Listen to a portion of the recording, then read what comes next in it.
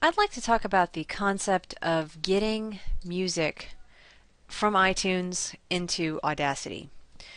Well, what's one thing that's important to understand is that all this stuff you see here, I'm in iTunes right now. All this stuff you see here is just being displayed through iTunes, but you're not really kind of looking at the files, if that makes sense. I don't think that you could sort of drag and drop files from here into Audacity, for example, because these are almost like shortcuts. They point to the files, the files that you have for iTunes. So where are your iTunes files located? If you go to music, there should be an iTunes folder, and I'm assuming you're on a PC. Go into iTunes Music. Now, a more recent version of iTunes may say iTunes Media or something like that, so kind of poke around, because if you have the most up-to-date version of iTunes, you may have a slightly different folder name for that. I just resist updating sometimes. Alright, and then just keep going in iTunes and iTunes Music. I'm not really sure why I have so many folder levels there. I don't think you're supposed to have quite that many. But then eventually you get to your folders, and there I've got all this music.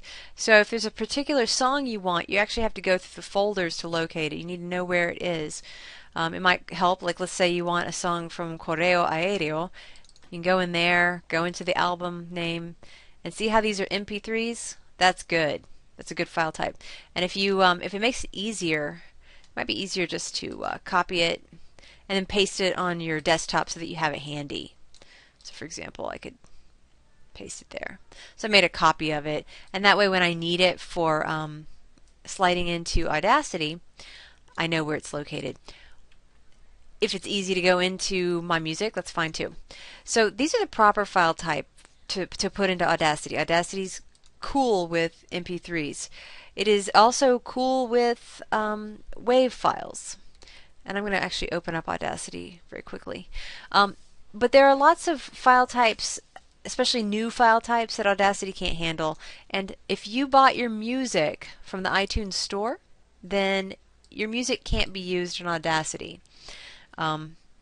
Because Apple has put restrictions on it so that you can't. But just to quickly show you, this is the MP3 that I had copied and pasted in my desktop. You can slide that in because it's a compatible format. Okay? All right. But let's say that you let's say that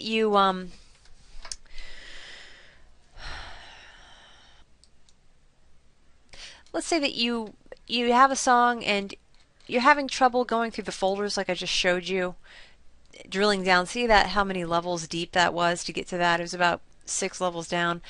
Let's say you're having trouble getting to that, and you just want to know, is no hay manera available? Is it an MP3 or is it some other proprietary type?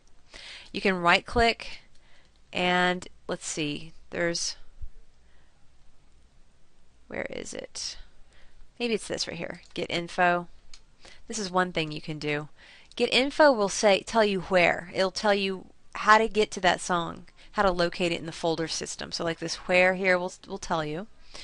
Go to K Hewitt Music, iTunes Music, and you go down until you get to it. And it will even tell you here that it's an MP3. Here's what I was looking for. If you right click and you have Show in Windows Explorer, that'll actually pop it up inside of the folder.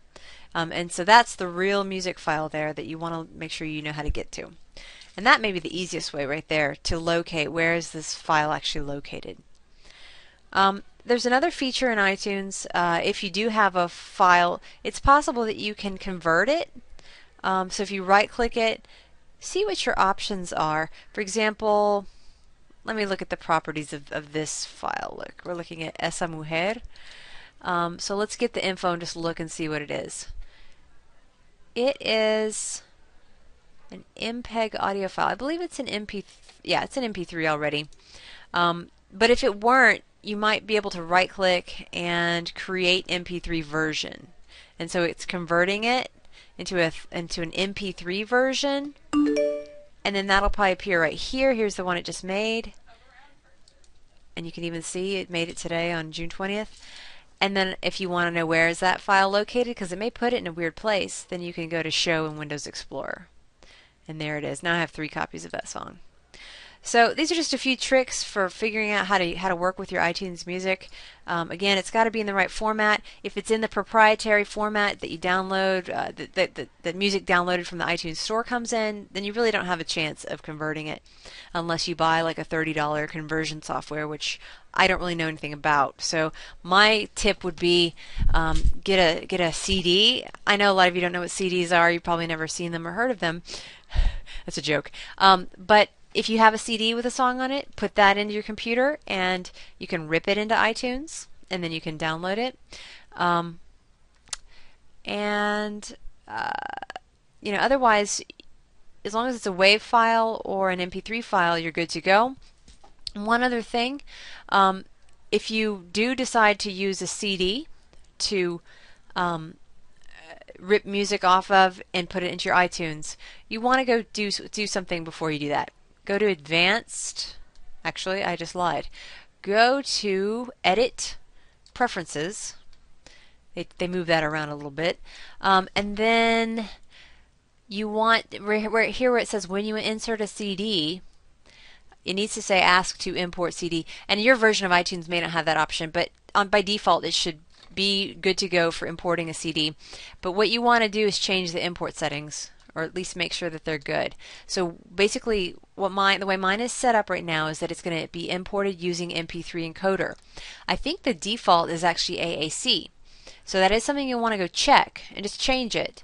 You can change it to MP3 or WAV. Either one of those will be fine for Audacity. Okay? I would just go on MP3 if I were you.